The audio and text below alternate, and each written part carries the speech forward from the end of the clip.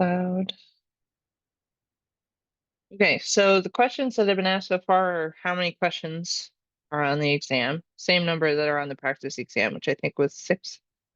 And then do we have the full class period? Yes. Yes, you have the full class period. Okay, and then somebody asked about number 2. Ooh. Let's just go over all of number 2.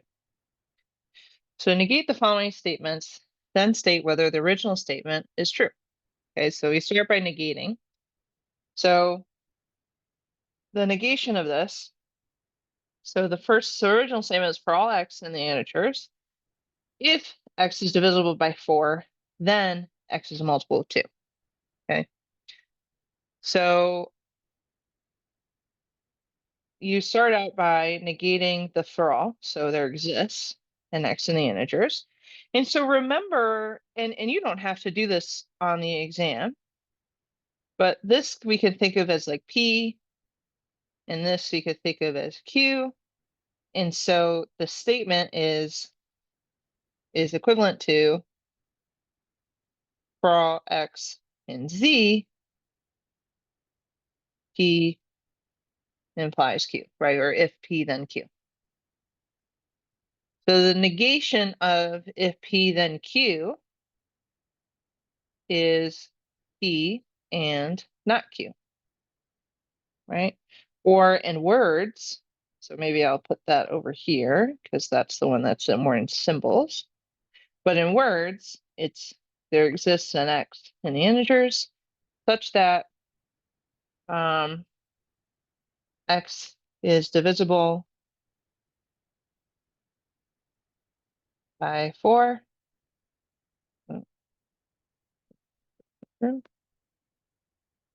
And so the negation of x is a multiple of 2 is x is not a multiple of 2.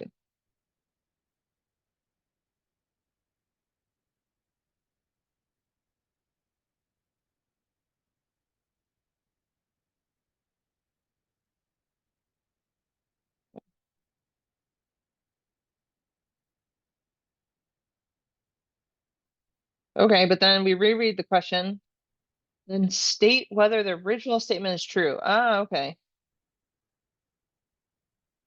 So if I'm divisible by 4, then I'm a multiple of 2.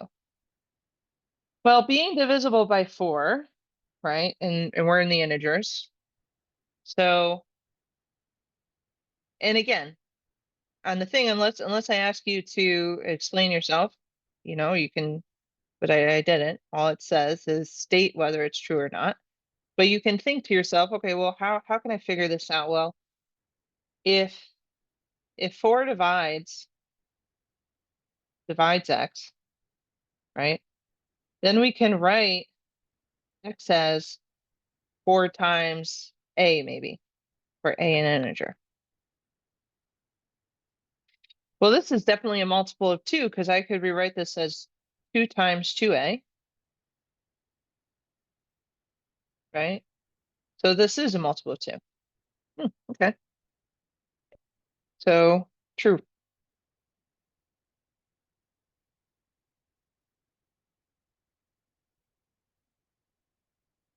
So again, all you needed to write was the negation and true. But this other stuff was more so just to give us an idea of what's happening here.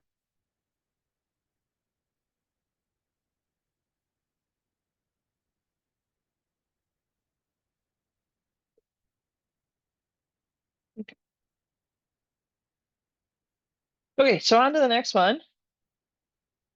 So first we negate. So there exists an x in the rationals such that square root of 5 is less than or equal to x and 2 is greater than x. Okay, well, the negation we get for all x in the rationals. And now the negation of an and is an or, and vice versa, right? So I get square root of 5 is strictly greater than x, or 2 is less than or equal to x. Okay, because remember, so when you have like a less than or equal to or greater than or equal to, you just switch to the other one, but strictly. Okay, but if you have a strict less than, you go to greater than or equal to, right? And vice versa. I don't know if I'm mirrored or not, so I don't know what my fingers look like with all that, but okay, so is the original true? Well, let's think about square root of 5 and 2, where they land on our number line. I know we're only considering the rationals, but it's going to help to sort of get our bearings on what's happening. Well, 2 is also the square root of 4, right? And square roots of bigger numbers give you bigger numbers, right? So square root of 2 gives it, well, above 1 at least. Square root of 2 gives you 4. 2 is the same as square root of 4. And so square root of 5 is going to be bigger than that.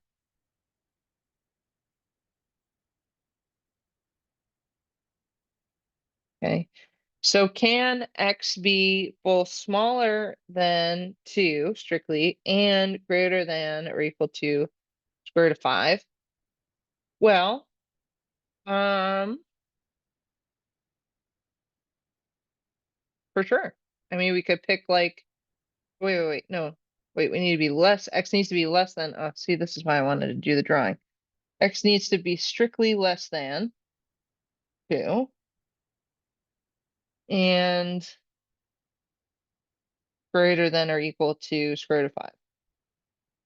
Ruh-roh. Yeah, no, that's not gonna work. But for this other one, right, here we have 2, here we have square root of 5.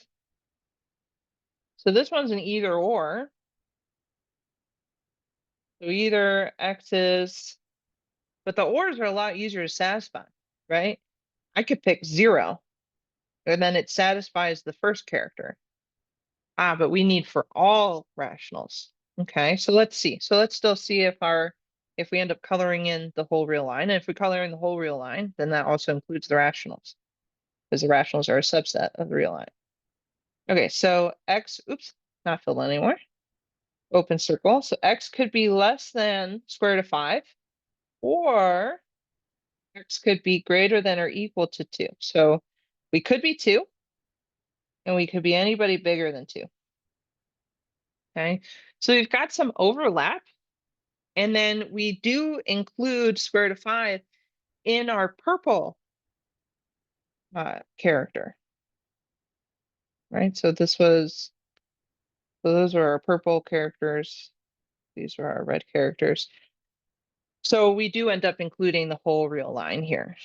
So any rational number that you pick is going to be greater, it's going to be less than square root of 5 and or less than or greater than or equal to 2. Okay. So the negation is true, meaning that the original is false. Okay. So original, that's really what I should be saying. Original is false. It's like up here, maybe OG is true. And again, you didn't need to draw out all these things to prove it to me. It's just this is at least how I would do it, because I would want to double check myself.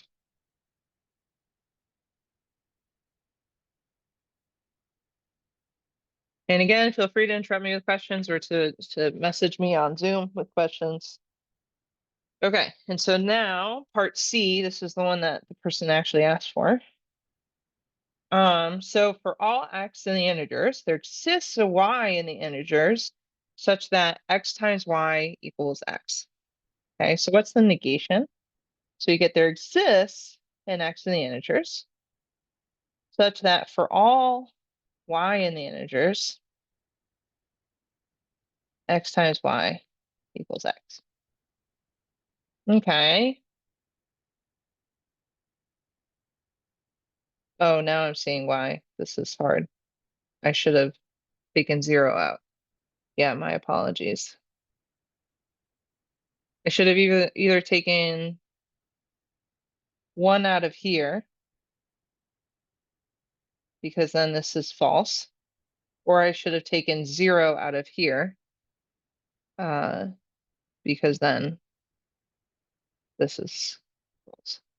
Yeah, I'm sorry. So this is not a true, yeah, okay. I have a question.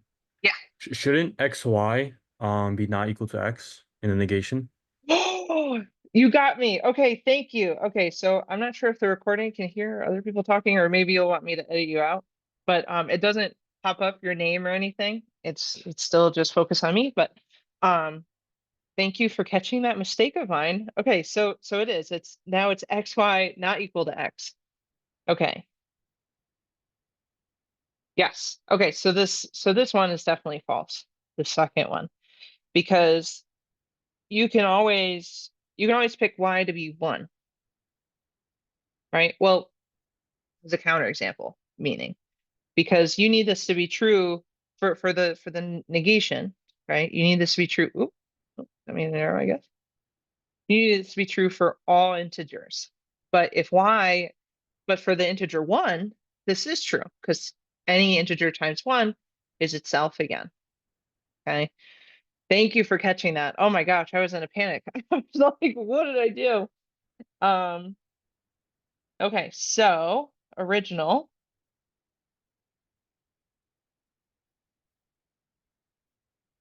is true. And then again, you don't need to write this part, but you can consider y equals 1. With the special circumstance of when you're considering x being 0, then y could be anybody, any integer, doesn't matter, right? Because then 0 times any integer is going to be 0 again. Whew, thanks for catching that. I was like, man, what did I do? Any other questions or comments?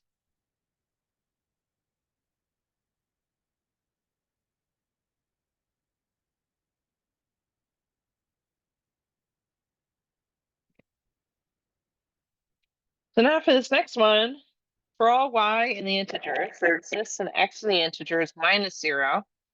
So x is just not allowed to be 0, such that x times y equals x. So what's the negation? There exists a y in the integers, such that for all x in the integers minus 0, and now I'm not going to forget this time, x times y is not equal to x. Okay. So let's see.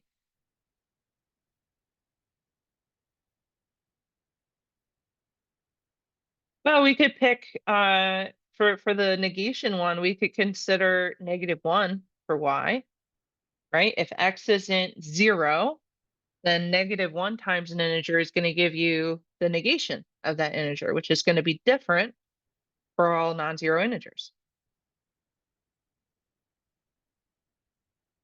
So let's see. And is the original statement definitely false? Let's double check.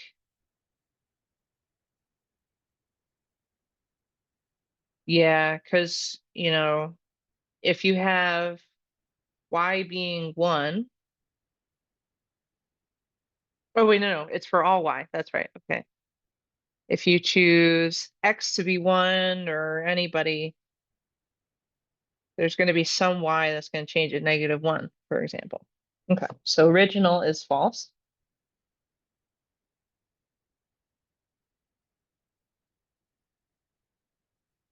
Consider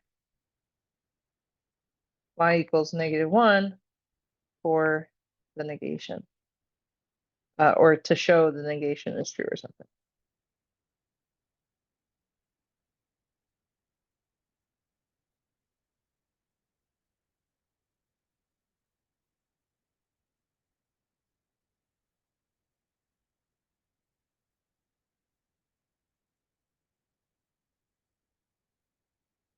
So my bad, I have this subset symbol going in the wrong direction. Supposed to be in this direction. Okay, so let's see. So first we just want to show that it's a subset at all before we show it's a strict subset. So maybe we call this set A and this set B. You can call them whatever you'd like. It's just please indicate on the actual like exam that you're taking what you're calling them. Because if you just start saying, oh, take an element from A, I'm like, okay, which one's A? Okay, so if I'm trying to show B is a subset of A, choose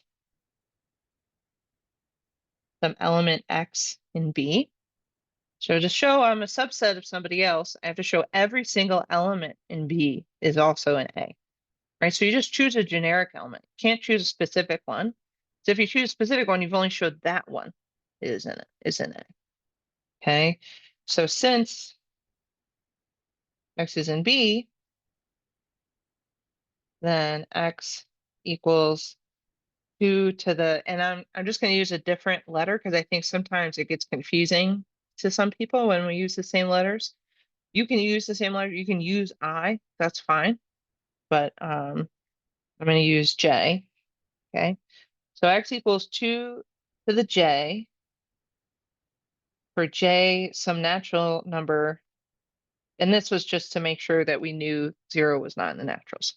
Okay. For J, a natural number, that's not 0. Okay.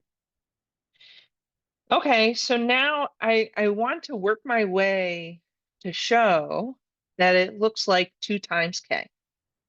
Or 2 times some integer, right? And just remember when you're doing your scratch work and stuff, just do it off to the side or put brackets around it or parentheses around it or something. Because sometimes people will write one sentence where they say want da da da, but then they put a period at the end and now it's a new sentence. And I don't know that you're still talking about just what you want and you've written something else, but something you're not allowed to assume. Okay. So just make sure you bracket it all in or you put parentheses around or something, or just do it off to the side. You know, like I know I would always put it off to the side like this. I was taking this class in undergrad. I'd like put it off to the side and I say, I want 2 to the J to equal 2 times K for some K, right? So then I can factor out a 2 here.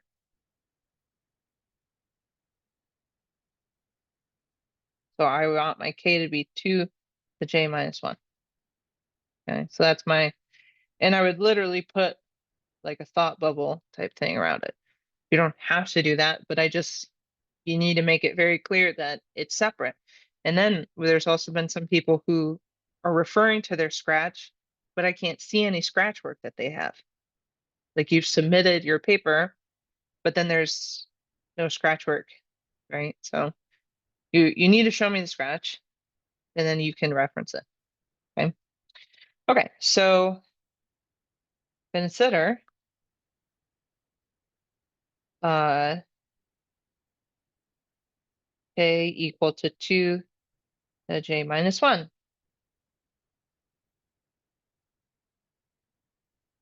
This is an integer. Or you could say which is an integer or something, and that's fine. Right? Because you're allowed to take for granted that integers are closed under multiplication and addition and stuff. And X equals 2 to the J, which equals 2 times, oopsie, times 2 to the J minus 1, which equals 2K for any integers. Therefore, X is an element of A, because that's who I called my character up here. And then we still need then B is a subset of A. Okay, so that's our first part. Or you could do A and then the subset the other way. I'm sorry, again, I don't know if I'm mirrored or not, but you get the point. Okay, so now to show strictness, okay, we just need to find one element in A that is not in B. And so why is this a proof by example? Well, because only one straw needs to break this camel's back.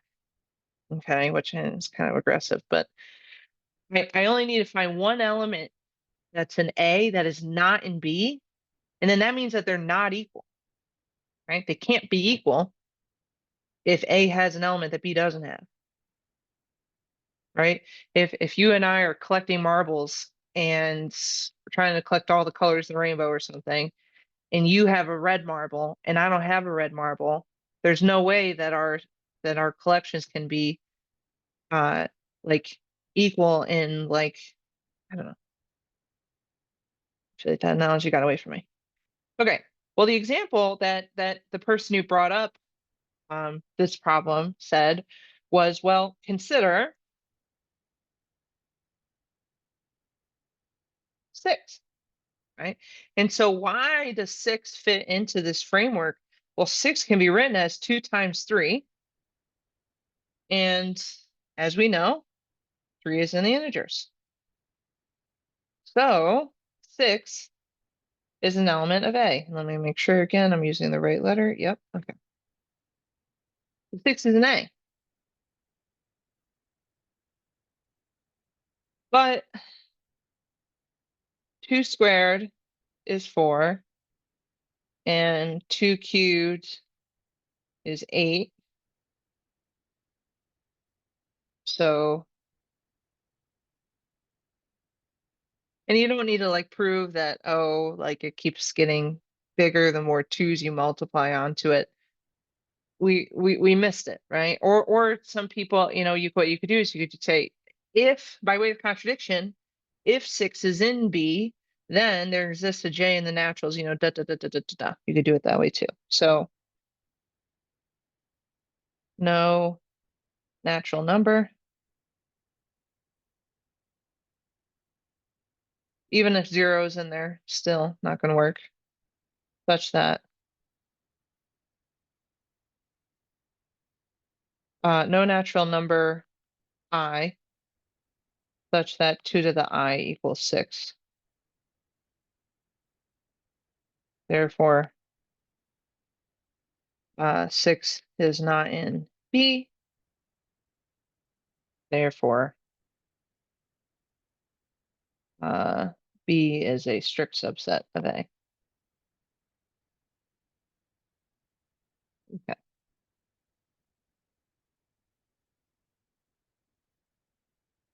Huh? Right. So, someone asked to go over this problem. And so this one, we're going to do by induction. So let's just start with proofs.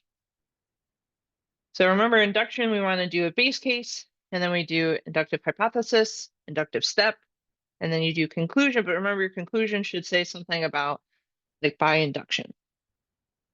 Okay. So, okay. So our base case here, and feel free to tell me slower. You can message me slower, just the word slower or something. If I start going too fast, sometimes I get excited and I just start going faster. Okay. So our base case is always like, at least for when we're doing positive numbers like this, you pick your smallest number and then we'll slowly work our way up. Okay. So here that would be 0. So consider. And so remember, I can't just plug it into this equation because that would be assuming some stuff. I want to consider 0 to the 0th power and 0 factorial. So these both by definition are 1. Okay. So anything to the 0th power is 1, and then 0 factorial is 1 by definition. Okay. And 1 is greater than or equal to 1. Boom, roasted. It looks a little silly to say 1's greater than or equal to 1, but it is true that it is equal. So that works. I like writing a little check. You won't lose points if you don't write a little check, but But you do want all these pieces, right? You want to talk about each side, and then you want to talk about the actual inequality itself. Okay. Inductive hypothesis, which I'm happy for you to short into IH because that's a lot of letters. So let's see. So inductive hypothesis, we want to assume, maybe we'll use k, so k to the k is greater than or equal to k factorial for some k in the naturals union the 0. Okay. We don't want it for all of them. If we assume it for all of them, we've assumed that the whole thing is true, right? This is the idea of you're helicoptered into one part of the ladder and you can show that you can go up one more step. That's what we're about to do, right? So k to the k is greater than or equal to k factorial. Okay, so for some natural number. The inductive step, and remember this needs to include 0 because that's actually where it all starts. Inductive step is when we go to k plus 1 and we're trying to show it's true for k plus 1. I like to start this with the stuff that I want.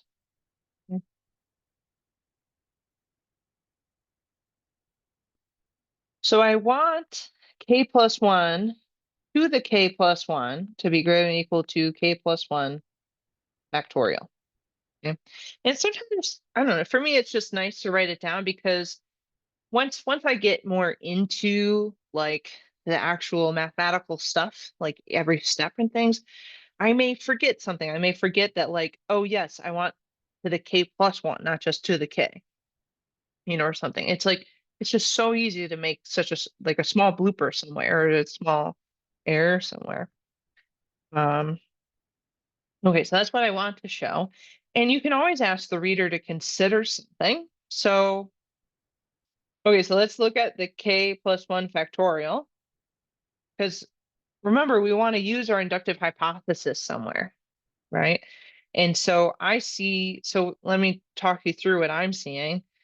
I saw a pretty simple way to make this character down here have this character in it, right? Because remember the factorial, so k plus 1 factorial is k plus 1 times k minus 1 times da, da, da, da, da, all the way down to 1, right? So if I just pull out k plus 1 here, so if I do k plus 1 times k factorial, that is k plus 1 factorial, right? Because k factorial is k times k minus 1 times da, da, da, da, da, da, right? All the way down to 1. And so now I can say something about this. Okay, so something that's greater than or equal to this character, to k plus 1 times k factorial, is k plus 1 times k to the k. Now I think maybe we want to consider this part. That's the way that I'm seeing it. Because remember, we can't just distribute exponents over addition. Okay, that's not allowed. It has a cute name. It's called the freshman's dream. So yeah, so that's not allowed to do. Okay, so let's consider, so factor out a k plus 1, and then I have k plus 1 to the k. Ah, okay, I think this is what I want to do. And so k is the natural number union 0. So if I add 1 to k, I'm making it bigger, right? And then a bigger number raised to a positive number 0, well, it's going to be bigger than or equal to, right? So I think that's what I wanted to do. And see, this is why, this is why you'll have scrap paper and stuff if you want to use it. So let's rewind. So I can make this even bigger by leaving this part alone again. But now I can write k plus 1 to the k. So maybe off to the side, I'll write some stuff about why should this be. Excuse me. So like k to the k is always going to be smaller than or equal to k plus 1 to the k. The idea is because, so maybe I should say since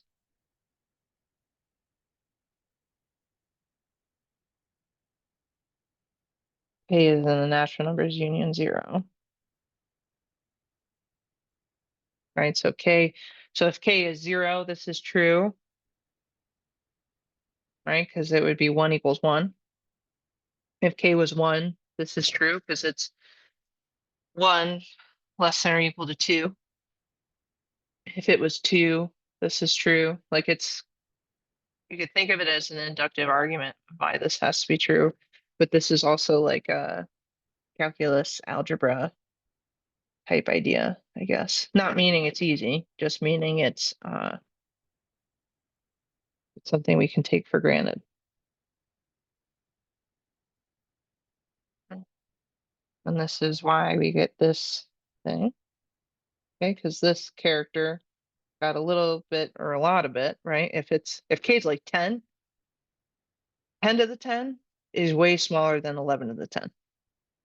Right? So it's either the same size, a little bit bigger, or a lot bit bigger. Okay. Okay. I'm hoping that's landing. And so now what do we do? Well, now we get to just, combine these like terms. And so we have k plus 1 to the k plus 1. And that's what I wanted. Yay. But I'm not done yet. Therefore, by induction, you just want to cite induction. Like, I guess in my head, what that means is like, no, I'm not just doing 2 random examples and then I'm done. No, this is the inductive reasoning. Like this is like we know that induction works and I've fulfilled all the steps of induction. And so now therefore I invoke induction to do do what it does, right? Therefore by induction, k, right, k factorial is less than or equal to k to the k for all. And now we get to use for all. Oops, let's next line for all k and the natural numbers including 0.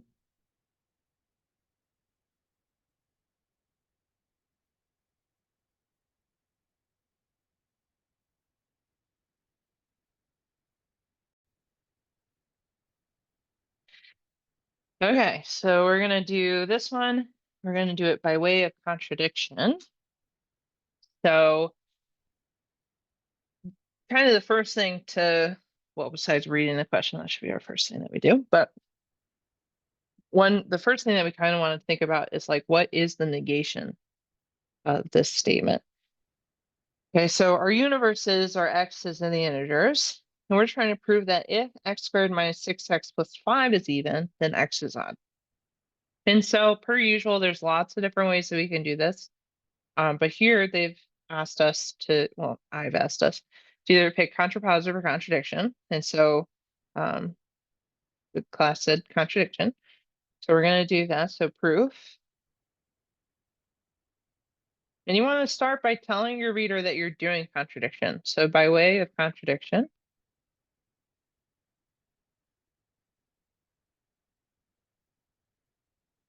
assume, and now we want to assume the negation of this. This is an if-then statement, right? So it's going to end up being an and statement. So we assume the if part and the negation of the then part, okay? Assume x squared minus 6x plus 5 is even, and is not odd, but we're in the integers. So being not odd is the same as being even for x in the integers. Okay. Okay, so we're assuming this. Probably how I'd go about it is I'd say, well, this is even. So I'd say, okay, well, it can look like 2k, right? So since x is even, x equals 2k for some k in the integers. And now we can just consider the x squared minus 6x plus 5, right? But again, remember, there's always tons of different ways you can do these problems. Consider x squared minus 6x plus 5. Well, now I know something about x, right? I know that x looks like 2k, so I can substitute 2k in. So 2k squared minus 6 times 2k plus 5.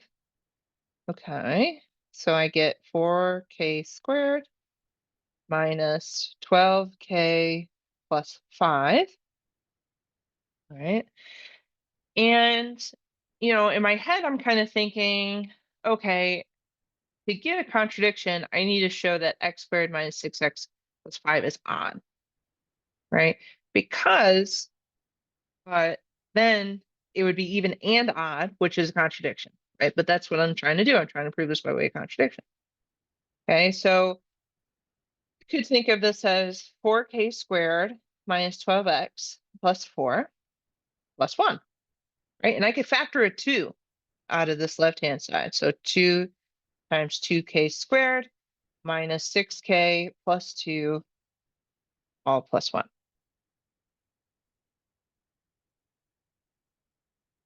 And 2k squared minus 6k plus 2 is an integer. So x squared minus 6x plus 5 is odd. Contradiction. Therefore, sorry, contradiction.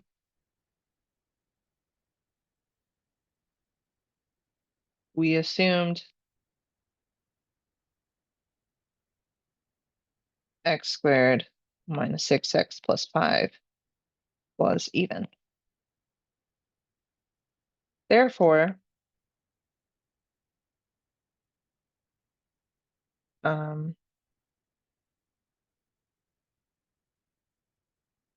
if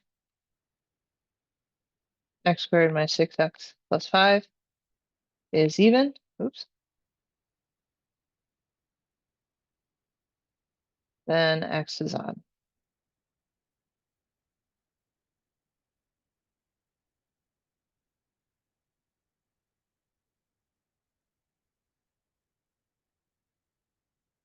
So when I got to here,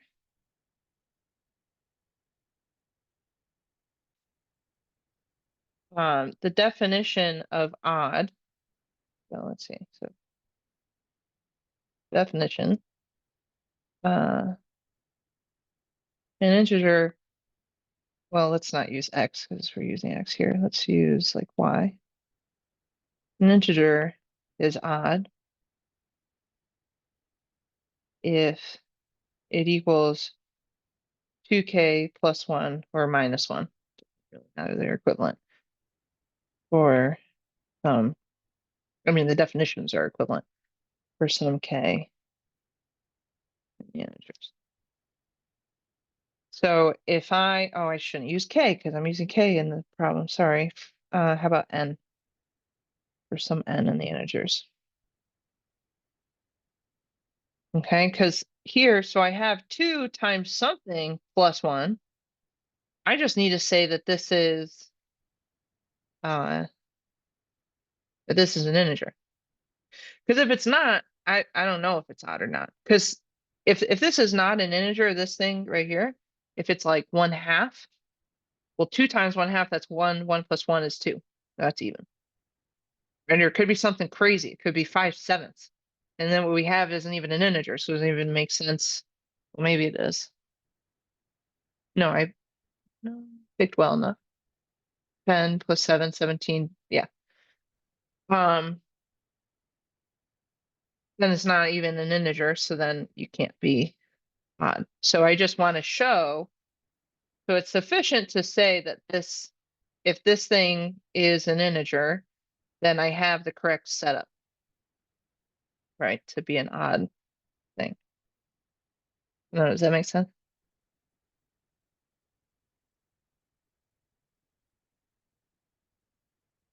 I should probably put this in parentheses to make clear I'm talking about the whole thing, not just the two at the end. Okay, so now how do we do it by way of the contrapositive? Okay. And so, let's see,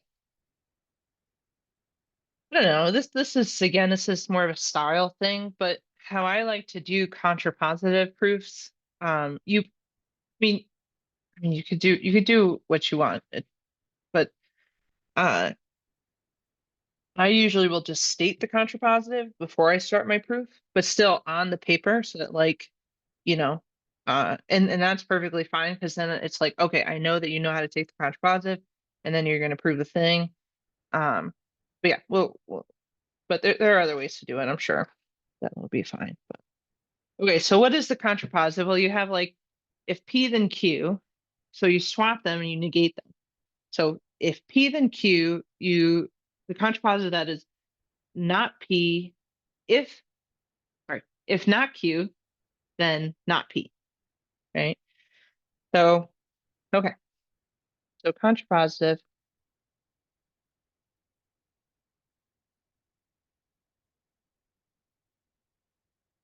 is if X is even. And so remember again, not odd, but because we live in the integers, not odd means even. Okay, so if X is even, then X squared minus 6X plus 5 is not even, meaning odd in our case. Okay. So then when I start my proof, I do it just like I would do a direct proof, but of this new statement here, right? So I would assume the if part. So assume X is even. So by definition, we have X is 2 times some integer, right? Then X equals, I'm going to use 2K again because I'm boring. 2K for some K in the integers. I don't know which one, but there's somebody in there. That X is equal to 2 times that thing. Okay. Excuse me. So I'm going to go about it the same way that I did before. So now, well, similarly, right? But now I'm just assuming a lot less. I'm only assuming that X is even. So I can always ask my reader to consider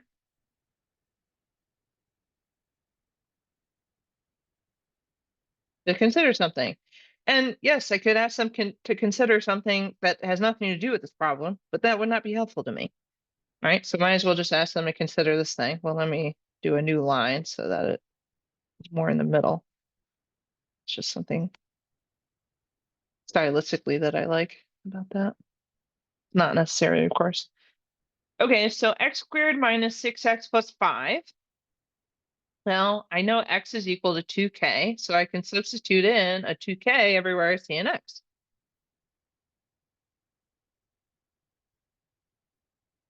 And so in this one, I'm pretending like I didn't do the stuff I did before. So,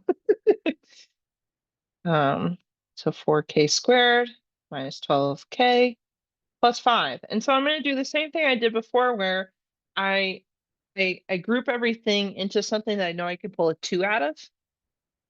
And I just like doing this step one at a time. Just that when I'm like rereading my work at the end, I can be like, okay, that's how I got there. Yeah. Okay. So I could pull a 2 out of that, right? So 2K squared minus 6K plus 2, all plus 1. Since 2K squared minus 6K plus 2 is an integer.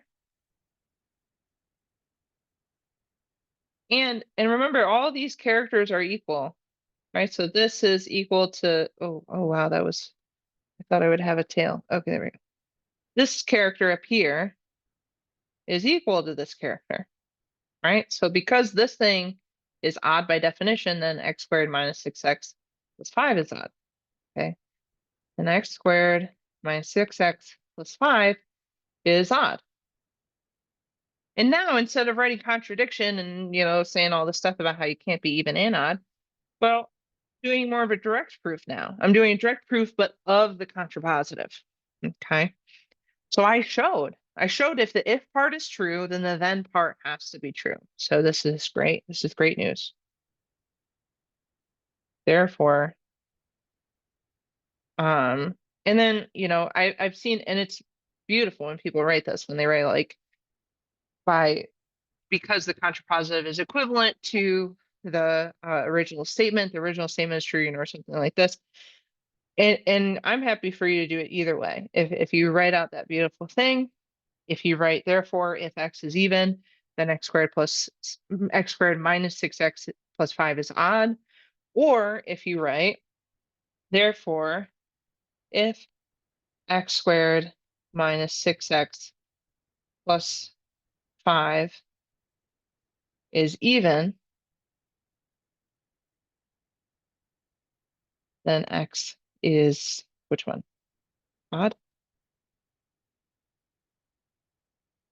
I'm happy anyway, right? As long as you wrote somewhere that this is the contrapositive, right? So some people, it seems like they like to write that in their conclusion, and that's totally fine. That's totally fine. I just write what my contrapositive is at the top and then start my proof. And then just at the end, I just write therefore, and I state the original statement. Okay, so really what do I want? I want a conclusion, but I also want you to write somewhere what the contrapositive is and that it is a contrapositive, right? Because then just by what we know about the contrapositive, we know that it's equivalent to the original statement. Okay, now it's usually a time where I zoom out. And if that's confusing, that's totally fair. You can always ask me on exam day and be like, okay, I think I covered all my bases, because that's not the thing I want people to lose points on, It's yeah.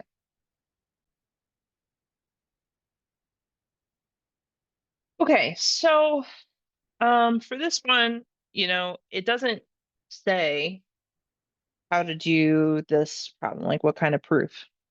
Okay. So I will just tell you it's induction, but how do you sort of figure that out? Well, it's kind of a hint when they use like the natural numbers or something. That's one hint that you can use. But another hint is sort of like you can just start thinking to yourself, okay, well, uh, I don't know how to do this in general, right? Like I don't know how else. It's almost like it's not a last resort because induction's amazing. But it's like, okay, well, it's these stepping numbers, right? It's not like all the real numbers or something. It's not like I got to do it for n equals 1/2 and n equals 3/2 and this and that and the square root of 2 and you know what I mean? It's like they're like whole nice numbers, right? And I need to show it for these infinite numbers, an infinite number of numbers and stuff, right? So, but for the purposes of the exam on Friday, the last problem is on induction. Okay, so proof. Oh, now I'm writing out the whole word proof. That's crazy. Okay, so for any integer n greater than or equal to 0, it follows that 3 divides n cubed plus 5n plus 6. Okay, so with induction, I want my base case. And so my base case here is going to be 0. So consider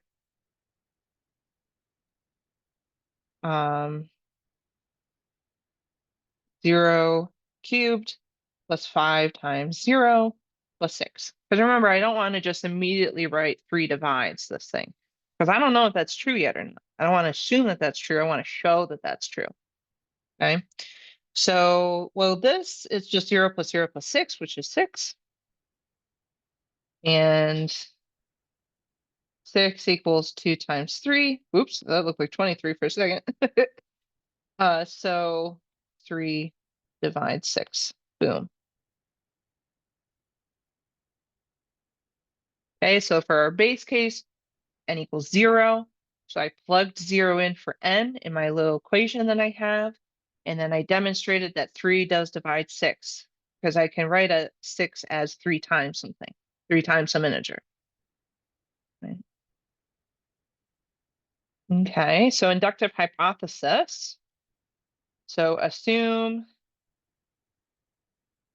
3 divides k cubed plus 5k plus 6 for some k. And the integers k greater than or equal to 0.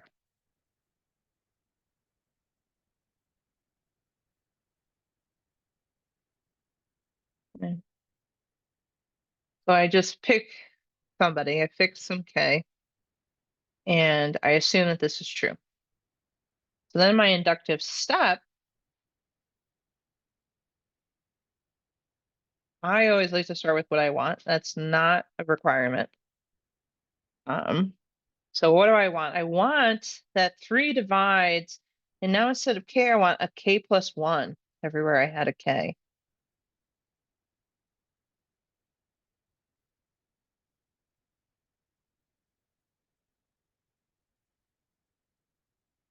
And then here I'm actually going to write out more of what this means. So meaning that k plus 1 cubed plus 5k plus 5 plus 6 is equal to 3 times some integer. How about x?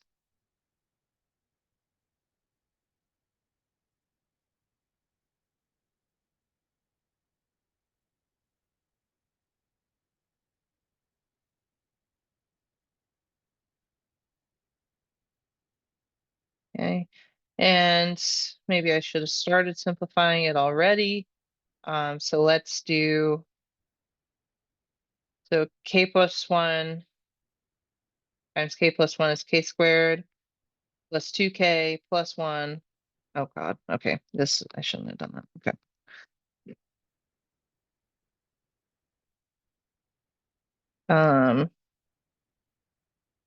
So let's see, so we're still in want land, so I can do whatever I want. So let's see, so k plus 1 times k plus 1 times k plus 1. Maybe we don't even have to do this all out. We probably do. Okay, so let's see. So I multiply the first two together. I get k squared plus 2k plus 1 times k plus 1. And you know, if y'all find a better way to do it than this, that's also totally fine. Or you could wait to do this until it's absolutely necessary to do this or something. I mean, maybe there's a way not to, as not necessary to do this. That would be nice. But for me, I'd rather just do it now and just see what happens. Okay, so then I can combine some of these like terms. Plus 3k squared plus 3k plus 1. If you know the binomial coefficients, then you've already known that, but fine. No need to memorize that. Okay. This was all my want. Okay. Whew. Okay, well.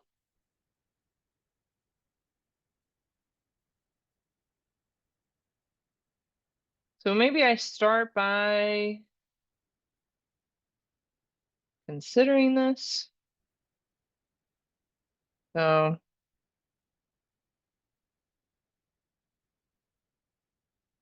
consider, so now I want this whole thing, right? So, but I know who k plus 1 all cubed is. Consider k cubed plus 3k squared plus 3k plus 1 plus 5k plus, well, 5 plus 6 is 11, last I checked. Hopefully that's still true. Hmm. So then I can combine some of those like terms. So I get k cubed, it's 3k squared, plus 8k, plus 12. Boom, roasted. Okay, so not immediately obvious to me, at least, that this is the 3 divides this thing, or this is a multiple of 3. But that's why we get to that's what the inductive hypothesis is for. Okay, it's because these things are non-obvious, at least to me. Maybe to somebody else they're very obvious. I don't know, but and remember, if you do your whole inductive step and you haven't used your inductive hypothesis, either maybe you accidentally used it, or if you didn't use it, probably something happened that was incorrect. Because you should have to use your inductive hypothesis at some point. Or maybe what you did didn't need induction. I don't know. Okay, so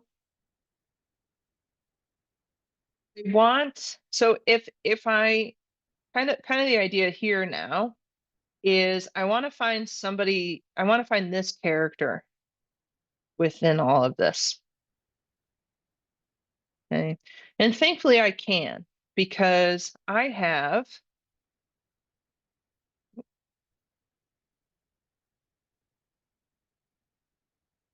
so k cubed plus 5k plus 6, right? And I don't need multiplied, I just plus, right?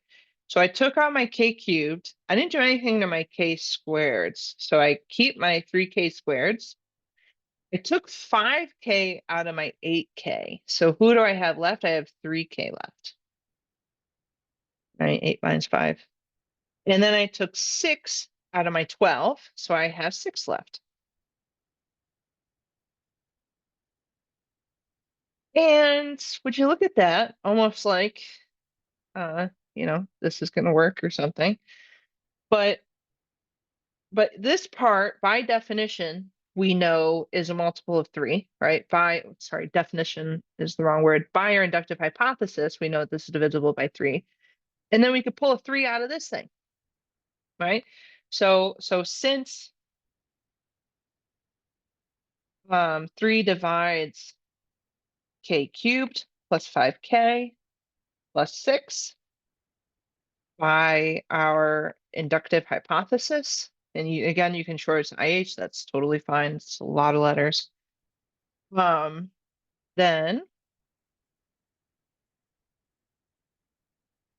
k cubed plus 5k plus 6 equals 3 times some integer. How about m? Did I give us somebody before? No, I didn't. Okay, let me make sure. So, there are lots of ways you can continue equalities. I see some people do the arrow and then equals again. That's totally fine to do. Just for trying to keep it somewhat neat for myself, I'm going to say, so k cubed plus 3k squared plus 8k plus 12 is equal to 3 times m, right? Because that's this, right? Plus, and now I'm going to factor a 3 out of this. Okay, so maybe use pink. So now I got k squared plus k plus 2. And now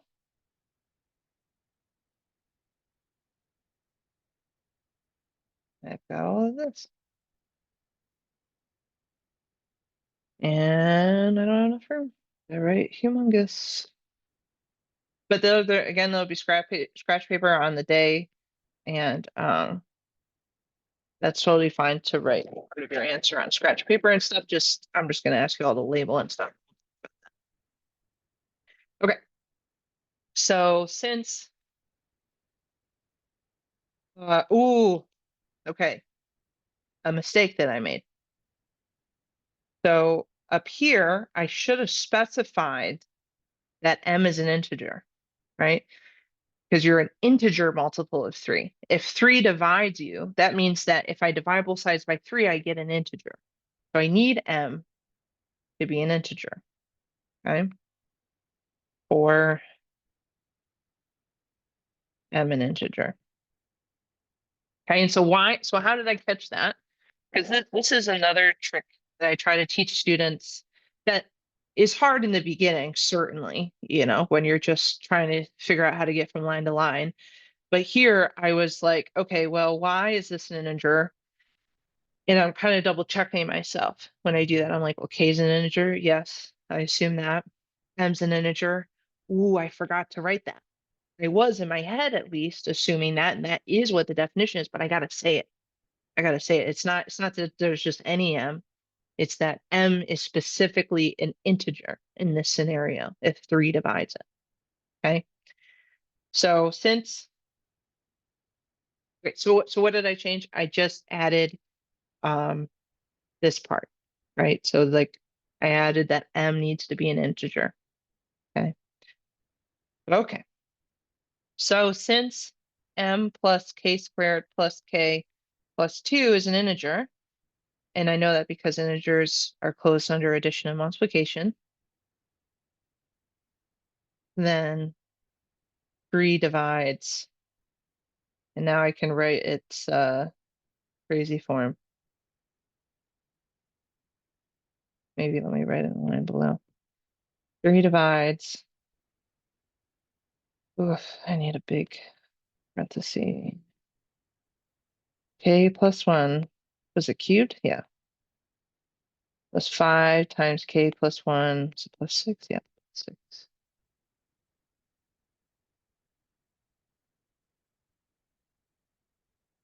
Okay. That was kind of crazy. And that looks like 31. So let me make that divide symbol bigger. There we go.